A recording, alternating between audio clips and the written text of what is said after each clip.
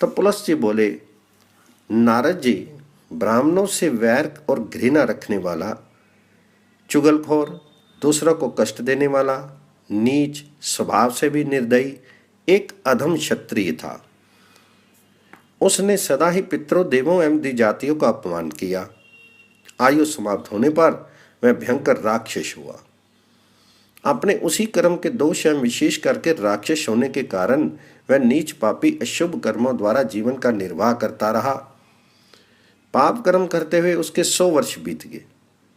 उसी कर्म दोष के कारण जीविका के दूसरे साधनों में उसकी इच्छा नहीं होती थी। वह निंदनीय कर्म करने वाला राक्षस जिस प्राणी को देखता उसे अपनी भुजाओं से पकड़कर खा जाता था।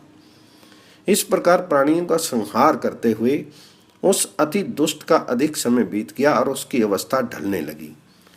किसी समय उसने नदी तीर पर बाँह ऊपर उठाए एवं भली भांति इंद्रियों पर संयत किए हुए महाभाग्यशाली ऋषि को तपस्या करते हुए देखा। तपोनिधि पुत्र दक्ष और वासुदेव की आराधना करने में तत्पर उस योगाचार्य ने अपनी रक्षा इस रक्षा मंत्र के द्वारा कर ली थी कि पूर्व दिशा में चक्र धारण करने वाले विष्णु, दक्षिण दिशा में गदा धारण करने वाले विष्णु, पश्चिम दिशा में शांग्र धनुष धारण करने वाले विष्णु और उत्तर दिशा में खड्ग धारण करने वाले विष्णु मेरी रक्षा करें। दिशाओं के कोनों, अग्नि कोण, नैऋत्य कोण, वायव्य कोण, ईशान कोणों में ऋषिकेश, उन दिशाओं और कोनों के मध्य अवशिष्ट स्थानों में जनार्दन, भूमि में वराह रूप धारण करने वाले हरि और आकाश में नरसिंह भगवान मेरी रक्षा करें। प्रेतों एवं निशाचरों के संहार के लिए छुरे की धार के समान अत्यंत तीक्ष्ण यह निर्मल सुदर्शन चक्र घूम रहा है। इसकी किरण माला का दर्शन होना प्रयत्न करने पर भी संभव नहीं है। ज्वाला उगलने वाली अग्नि की भांति हजारों किरणों से युक्त ये गदा राक्षसों, भूतों, पिशाचों और डाकनियों का संहार करे। वासुदेव का चमकने वाला शांग्रधनुष मेरे साथ शत्रु का काम करने वाले हिंसक पशु पक्षियों, मनुष्यों, दानवों तथा प्रेतों का जड़ मूल से विनाश कर दे। जैसे गरुड़ को देखकर सांप शांत हो जाते हैं, उसी प्रकार विष्णु जी के खड्ग की चमकती हुई तेज धार से मेरा अहित करने वाले निष्प्रभ होकर तत्काल शांत हो जाएं। सारे कुष्मांड, यक्ष, दैत्य, निशाचर, प्रेत, विनायक, क्रूर मनुष्य, जृंभक, पक्षी, सिंह आदि पशु एवं तीव्र दांतों से काट खाने वाले सर्प आदि ये सभी विष्णु जी के चक्र की तीव्र गति से घायल होकर मेरे प्रति सरल बन जाएं। जो चित्त की वृत्तियों, मानसिक आचार व्यवहारों का हरण करने वाले, स्मृति को हरण करने वाले, बल और ओज को अपहरण करने वाले, कांति का विध्वंस करने वाले, सुखों का विनाश करने वाले तथा सुलक्षणों के विनाशक हैं, वे सभी कुष्मांड आदि भूत प्रेत विष्णु जी के चक्र की तीव्र गति से घायल होकर नष्ट हो जाएं। देवदेव वासुदेव के कीर्तन से मुझे बुद्धि, मन तथा इंद्रियों की सबलता प्राप्त हो। जनार्दन हरि मेरे पीछे, आगे, दाएं, बाएं एवं दिशाओं के कोनों, अग्नि कोण, नैऋत्य कोण, वायव्य कोण, ईशान कोण में स्थित रहें। स्तुति योग्य उन ईशान अनंत अच्युत जनार्दन को साष्टांग प्रणिपात करने वाला मनुष्य दुखी नहीं होता। जैसे ब्रह्म श्रेष्ठ है, उसी प्रकार हरि भी श्रेष्ठ है। वे केशव ही जगत के नित्य स्वरूप हैं। अच्युत भगवान जी के नाम कीर्तन के उस सत्य द्वारा मेरे तीनों प्रकार के अमंगल नष्ट हो जाएं। इस प्रकार अपनी रक्षा के लिए विष्णु पंजर स्तोत्र का पाठ कर वे खड़े थे। वे बलवान राक्षस उनकी ओर दौड़ा। देव ऋषि, इसके बाद द्विज द्वारा रक्षा की व्यवस्था रहने पर वह राक्षस गतिहीन होकर 4 मास तक, जब तक कि ब्राह्मण की समाधि समाप्त नहीं हुई तब तक रुका रहा। जब समाप्त होने पर उन्होंने उस निशाचर को देखा। उन्होंने दीन, बल से हीन, उत्साह से रहित, भय से व्याकुल तथा निस्तेज हुए उस निशाचर के देखकर दयापूर्वक उसे निर्भयता प्रदान कर दी तथा उसके आने का कारण पूछा। उसने अपने यथार्थ स्वभाववश देखने की इच्छा एवं आने पर तेज का नाश होना बताया। इसके बाद दूसरे और भी बहुत से कारणों का वर्णन कर अपने कर्म से दुखी हुए उस राक्षस ने ब्राह्मण से कहा, आप प्रसन्न हो जाएं। मैंने बहुत पाप किए हैं, मैंने बहुत से मनुष्यों को मारा है, मैंने बहुत सी स्त्रियों को विधवा एवं पुत्र से हीन कर दिया है तथा निर्दोष और निर्बल प्राणियों का विनाश किया है। आपकी दया से मैं उन पापों से मुक्त होना चाहता हूँ, अतः आप मुझे पापों का नाश करने वाले धर्म आचरण का उपदेश दें। आप मुझे इस पाप को नष्ट करने वाला उपदेश प्रदान करें। उस राक्षस के इस वचन को सुनकर धर्मात्मा द्विजोत्तम ने युक्ति युक्त मधुर वचन कहा, निशाचर, क्रूर स्वभाव के होते हुए भी एकाएक धर्म के मार्ग में तुम्हारी जिज्ञासा कैसे उत्पन्न होगी? तो राक्षस ने कहा, मैं आज आपके निकट आते ही बलपूर्वक रक्षा द्वारा फेंक दिया गया। आपके संपर्क से मुझे श्रेष्ठ वैराग्य प्राप्त हो गया। मैं ये नहीं समझ पाता हूं कि जिसका संपर्क पाकर मुझे श्रेष्ठ वैराग्य उत्पन्न हुआ है वह रक्षा क्या है और उसका आधार कौन है? धर्मज्ञ आर्य, आप कृपा करें, मेरे ऊपर दया करें, आप वह कार्य करें जिससे मेरे पापों का विनाश हो जाए। तो पुलस्त्य बोले, उस राक्षस के इस प्रकार कहने पर उन महाभाग मुनि ने बहुत देर तक विचार करके उत्तर दिया। ऋषि कहने लगे, अपने कर्म से पीड़ित होकर तुमने मुझसे जो उपदेश देने के लिए कहा है सो ठीक ही है। पापों की निवृत्ति से उपकार होता है, परंतु मैं राक्षसों को धर्म का उपदेश नहीं दूंगा। अतः भले राक्षस, इस विषय को तुम उन ब्राह्मणों से पूछो जो विषयों पर शास्त्रीय व्याख्यान करते हैं। इस प्रकार कहकर वह ब्राह्मण चला गया। वह राक्षस चिंता से आकुल हो गया। मेरे पाप किस प्रकार दूर होंगे, इस विषय की चिंता से उसका इंद्रियां घबरा उठी, पर भोग से कष्ट पाने पर भी उसने प्राणियों का भक्षण करना छोड़ दिया। प्रतिदिन प्रत्येक छठे समय एक जीव का आहार करने लगा। किसी समय भूख से पीड़ित होकर विशाल वन में घूमते हुए उसने फल लेने के लिए आए हुए एक ब्रह्मचारी को देखा। राक्षस ने मुनि पत्र को पकड़ लिया और उसके बाद जीवन से निराश होकर उस ब्रह्मचारी ने शांत भाव प्रकट करने वाला वचन कहा। ब्राह्मण ने कहा, भद्र, ये बतलाओ कि तुम्हारा क्या कार्य है, तुमने मुझे क्यों पकड़ा है? तुम्हारा कल्याण हो, यह मैं प्रस्तुत हूँ, मुझे आज्ञा दो। तो राक्षस ने कहा, ब्रह्मचारिण, इस समय मैं ब्राह्मणों में से द्वेष और घृणा करने के कारण श्री से हीन, अत्यंत पापी और निर्दयी हो गया हूँ। मुझे भूख लगी हुई है। आज छठे समय में तुम मेरे भोजन के रूप में आए हो। तो ब्राह्मण ने कहा, निशाचर, यदि अवश्य तुम मुझे खाना चाहते हो तो मैं ये फल गुरु को समर्पित करके अभी आ जाता हूँ। यहाँ आकर गुरु के लिए मैंने जो फल एकत्र किए हैं उन्हें गुरु को समर्पित करने के लिए मेरी अत्यंत श्रद्धा है। अतः तुम यहाँ मुहूर्त मात्र मेरी प्रतीक्षा करो, जब तक कि मैं इन फलों को गुरु को देकर लौट नहीं आता। तो राक्षस ने कहा, ब्राह्मण, छठे समय में मेरे पंजे में आया हुआ कोई देवता भी छूट नहीं सकता। ये मेरी पाप जीविका है। तुम्हारे छूटने का एक ही उपाय है, उसे सुनो। यदि तुम उसे करो तो निस्संदेह मैं तुमको छोड़ दूंगा।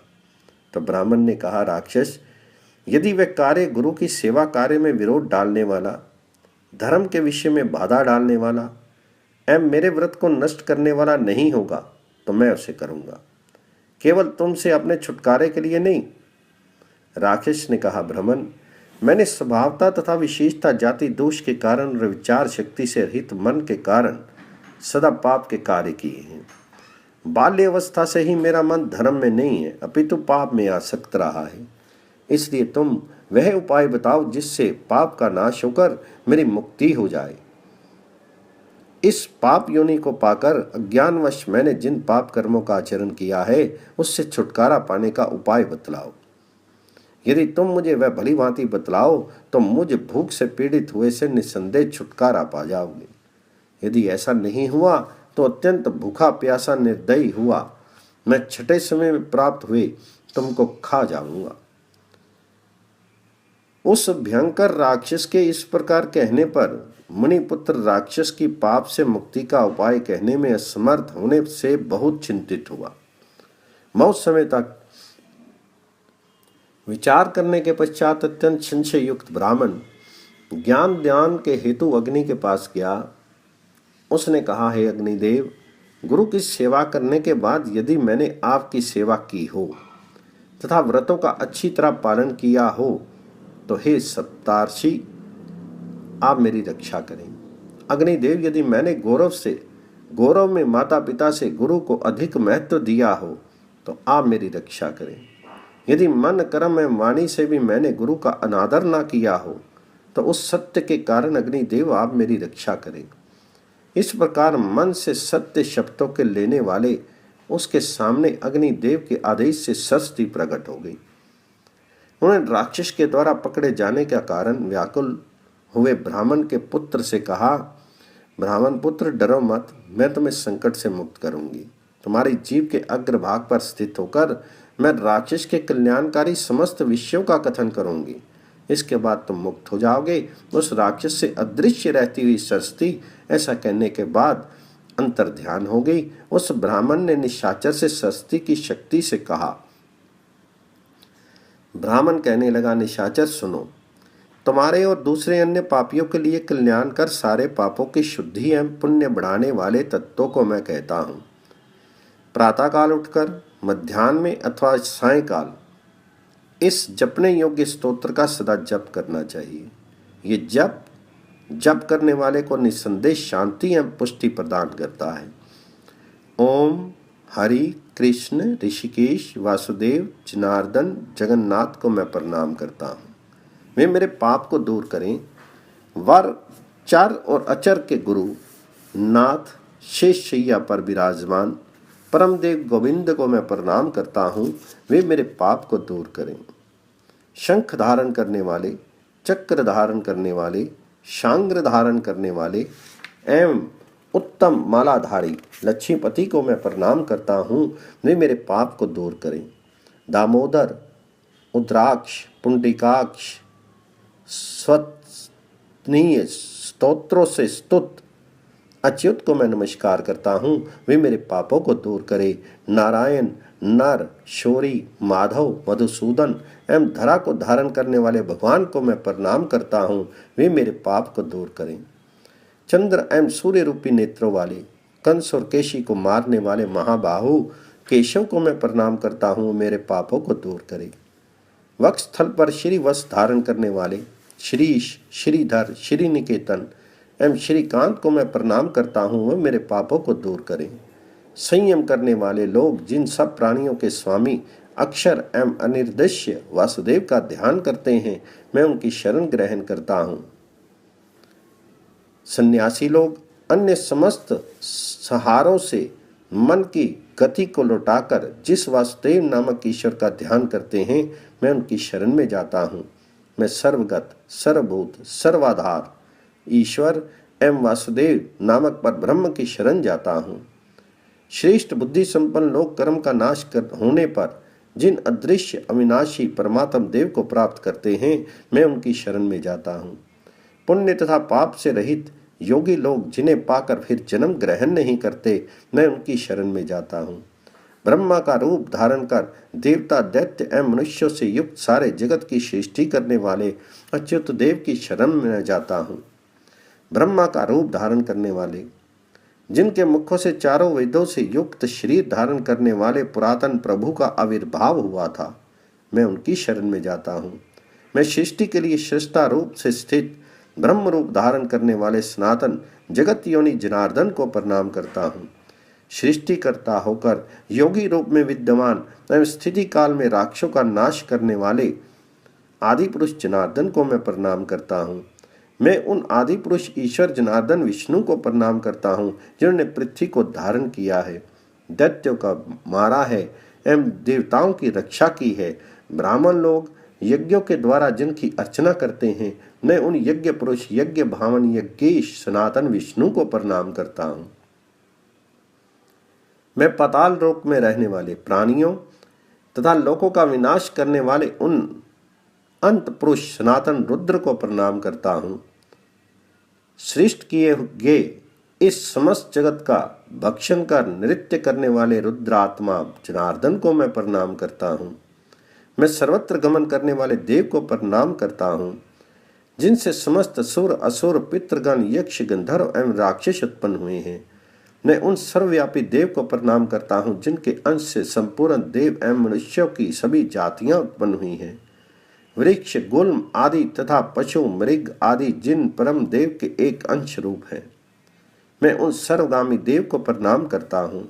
मैं उन सर्वव्यापी देव को प्रणाम करता हूँ, जिनसे पृथक कोई वस्तु नहीं है एवं जिन महात्माओं में संपूर्ण पदार्थ स्थित हैं तथा जो सभी के अंतःकरण में रहने वाले और अनंत हैं। काष्ठ में अग्नि के समान समस्त प्राणियों में व्याप्त विष्णु मेरे संपूर्ण पापों को नष्ट करे, क्योंकि विष्णु से ब्रह्मा आदि समस्त चराचरात्मक जगत व्याप्त है तथा जो ज्ञान के द्वारा धारण करने योग्य है, इसलिए मेरे पाप नष्ट हो जाए। विष्णु की कृपा से मेरे शुभ तथा अशुभ कर्म, सत्व रज एवं तमोगुण तथा अनेक जन्मों के कर्म से उत्पन्न पाप नष्ट हो जाएं। शीर कर्म मन एवं वाणी के द्वारा रात्रि में तथा प्रातः काल, मध्याह्न काल में, अपराह्न काल में तथा संध्या काल में चलते बैठते और शयन करते हुए ज्ञान या ज्ञान पूर्वक अथवा निरंकार मन से मैंने जो अशुभ पाप कर्म किए हों, वे वासुदेव के नाम कीर्तन से शीघ्र नष्ट हो जाएं। पर स्त्री और पर धन की कामना, द्रोह, पर पीड़ा, महात्माओं की निंदा तथा निषिद्ध भोज्य पेय भक्ष्य चोष्य एवं चाटने वाले वस्तु के कारण उत्पन्न संपूर्ण पाप इस प्रकार नष्ट हो जाएं, जैसे लवण रखने वाला मिट्टी का पात्र पानी में पड़ते ही नष्ट हो जाता है। नारायण, गोविंद, हरि, कृष्ण, ईश का कीर्तन करने से बाल्यकाल, कुमार अवस्था, यौवन, वार्धक्य एवं जन्मांतर में किए गए मेरे संपूर्ण पाप इस प्रकार नष्ट हो जाएं, जैसे जल में नमक रखने वाला मिट्टी का बर्तन विलीन हो जाता है। हरि, विष्णु, वासुदेव, केशव, जनार्दन, कृष्ण को पुनः पुनः प्रणाम है। भावी नरक का नाश करने वाले तथा कंस को मारने वाले को नमस्कार है। अरिष्ट, केशी एवं चाणूर आदि राक्षसों के नष्ट करने वाले को नमस्कार है। आपके सिवाय बलि को कौन छल सकता था एवं आपके बिना हे नरेश के घमंड को कौन नष्ट कर सकता था। आपके सिवाय समुद्र में सेतु को कौन बांध सकता था तथा मंत्री आदि के साथ ही 10 ग्रीव रावण को कौन मार सकता था। मधुसूदन, आपके सिवाय कौन ऐसा है जो नंद के गोकुल में प्रेम में क्रीड़ा कर सके। देवदेव, आपके सिवा प्रलंब और पूतना आदि का वध एवं शासन कौन कर सकता था।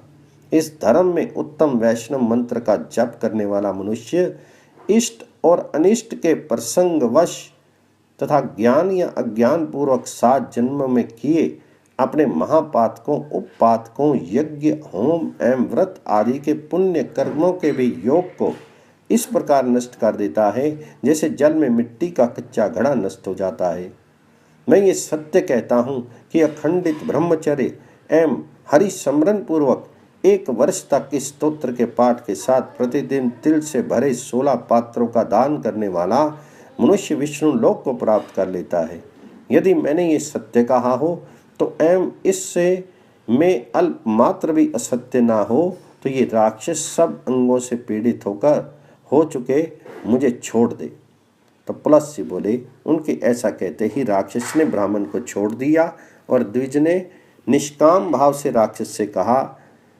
ब्राह्मण ने कहा, भद्र, सरस्वती देवी ने जिस पाप का नाश करने वाले शाश्वत विष्णु स्तोत्र को कहा है, उसे मैंने तुमसे कह दिया। अग्निदेव से भेजी गई एवं मेरी जिहा के अग्रभाग में स्थित सरस्वती ने सभी को शांति देने वाले इस विष्णु स्तोत्र को कहा है। तुम इसी से जगत स्वामी केशव की आराधना करो। इसके बाद केशव की स्तुति करने से तुम शाप से मुक्त हो जाओगे। राक्षस, इस स्तुति के द्वारा दृढ़ भक्ति पूर्वक दिन रात ऋषिकेश की स्तुति करो, तब तुम पाप से मुक्त हो जाओगे। स्तुति किए गए हरि निसंदेह समस्त पापों को नष्ट करेंगे। भक्ति पूर्वक स्तुति करने से संपूर्ण पापों को नष्ट करने वाले हरि मनुष्यों के सब पापों का नाश कर देते हैं। तो पुलस्त्य बोले। इसके बाद आत्मनिष्ठ वह राक्षस ब्राह्मण को प्रणाम एवं प्रसन्न करने के पश्चात उसी समय तपस्या के लिए शालग्राम नामक स्थान में चला गया। वह राक्षस दिन रात इसी शाश्वत स्तोत्र का जप करते हुए देव क्रिया में लीन होकर तप करने लगा।